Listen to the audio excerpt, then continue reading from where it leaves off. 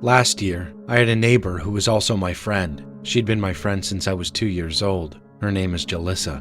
Her mom and grandmother were also very close with my parents. Of course, my parents sometimes said they were jealous and even a bit racist, but despite that, we used to go to places together and even take trips as families. It all started in May of last year. I began to feel like Jalissa was avoiding me at school. I brushed it off at first. Around that time, my dad's car suddenly broke down. He called a mechanic who lived nearby, and although the repair took a whole week, the car still wasn't fixed. Then, a second car broke down too. Since my dad couldn't work, things became really difficult for us. That's when the neighbor next door offered to take my dad's car to his garage and fix it. He test drove it and even went pretty far, and it seemed perfectly fine. But that night, I was looking out the window, watching my dad drive home. The moment the car pulled into our front yard, it stopped. It had broken down again. My dad was shocked. Everyone thought it was strange. The neighbor took the car back again and attempted to fix it once more, but another week passed and we had no money left. My dad went to see someone named Ro Ko, who was a psychic. What that person told him completely shocked him. I didn't know anything about it for a few days. A few days before my exams, my parents took me somewhere and I could tell something was wrong between them. But they left me sitting in the car. Later, I found out it was the psychic's house. Through the window, I saw a red candle and flowers placed on a desk inside. My mom told me it was a sacred place. We went back to see the psychic a few more times. Afterward, my dad asked me, "Do you know why we went there?" I said no. Then he told me, "The reason we went is because your best friend Jalissa's mom poured a dead person's bodily fluids into our front yard. It was terrifying. She's been trying to break our family apart since 2015. That's why your mom's foot hurt back then. And in 2019, when my foot hurt and I had to go to the hospital, that was because of her too. She's done all kinds of things. In February 2024, she sprinkled liquid from a corpse she got from a mortuary into our yard. She was trying to make your mom and me fight and go crazy so we'd break up. She wanted to be with me. She always thought we were wealthy. The reason I had to go to the hospital for surgery was because of her. She put a curse on your mom, but your mom is strong." My dad looked terrified. He said she poured a strange, sticky liquid in our yard to let evil spirits into our home. She believed that if my dad stepped on it, his legs would rot.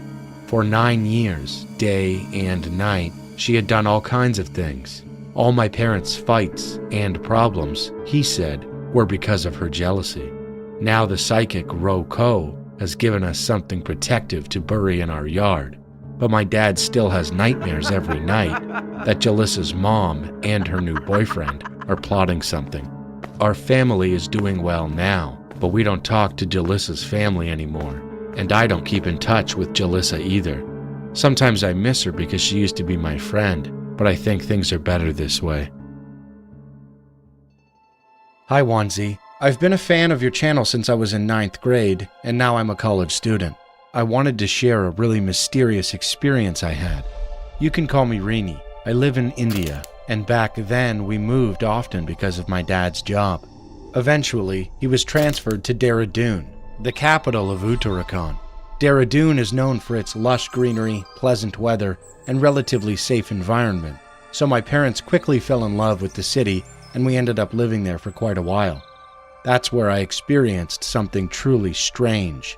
This happened in 2016, when I was in 4th grade, right at the start of summer vacation.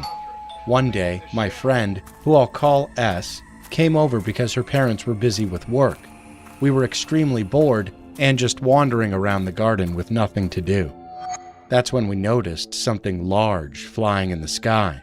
It was glowing and looked pure white. At first, I thought it was just an insect, but when I looked more closely, it looked like a tiny human figure.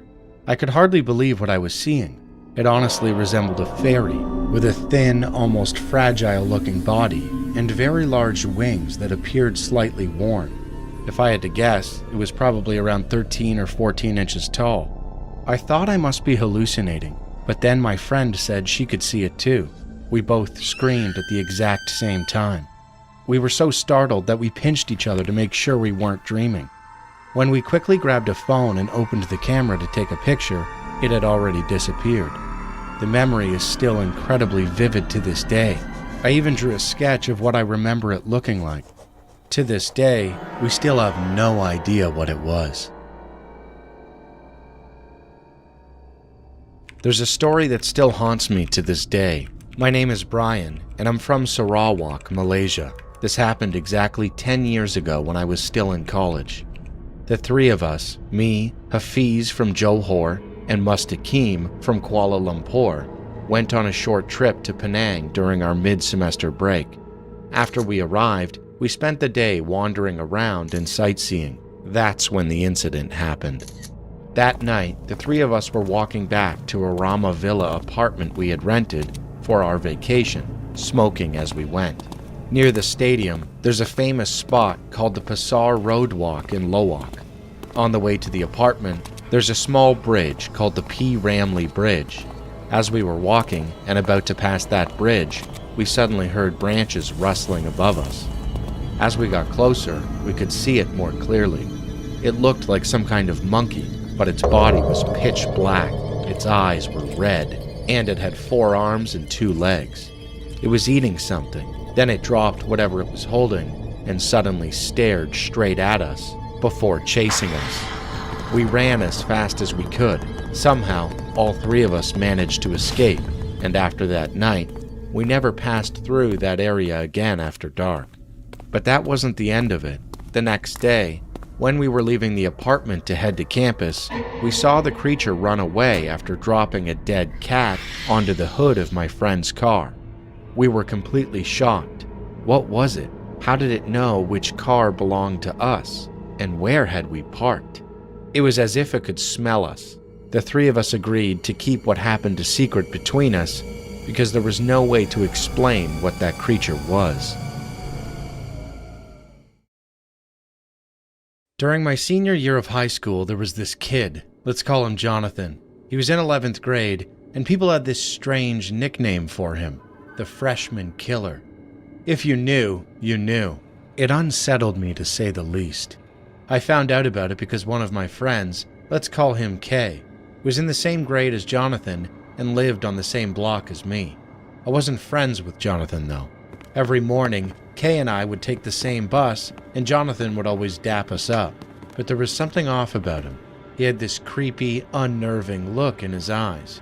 Not wanting to seem rude, I reluctantly returned the dap, masking the discomfort I felt. During lunch, I often sat with Kay's brother, Josh. Jonathan would always gravitate to our table, uninvited. We joked about it, calling him the freshman killer to his face, half laughing at how strange and inappropriate he seemed. Sometimes, we would tell him straight up that his behavior was weird. Eventually, Jonathan made this off-putting comment. "I don't hit on freshmen anymore, only sophomores and up." Like that somehow made it better. Josh and I were disgusted, exchanging glances filled with repulsion. Time went on, and I convinced Kay and Josh to distance themselves from Jonathan. We gradually stopped talking to him, but it didn't stop Jonathan from lingering. He started showing up in my 7th period class, even though he wasn't enrolled in it. Other students said the same. He'd be seen in random classes, just sitting there. It was during this time that his name began circulating on the school's confession page. Accusations of him being a creep, a predator, worse, were posted for all to see. I was thoroughly repulsed by then, but something held me back from completely cutting ties. One thing about Jonathan always stood out, the guitar case he carried around. He claimed it was for band class, but something about it unsettled me. One day, in what I thought was a lighthearted joke, I blurted out, "He's got a gun!" mimicking a meme. Jonathan's face darkened. "Shut the hell up, dude," he muttered.